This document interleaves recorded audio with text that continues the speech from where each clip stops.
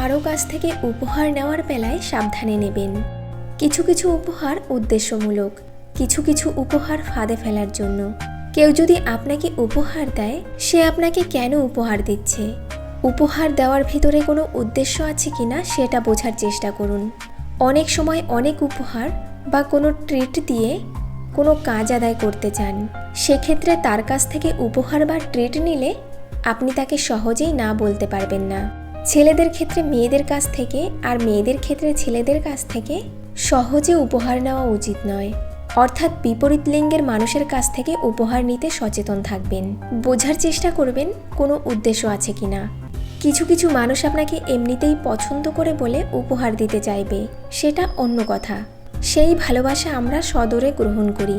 আবার কিছু মানুষ উপহার দেয় কোনো কিছু আদায় করার জন্য, সেক্ষেত্রে ভেবেচিন্তে সিদ্ধান্ত নেবেন, কারণ উপহার নিয়ে যেন আপনাকে কোনো বিপদে না পড়তে হয়।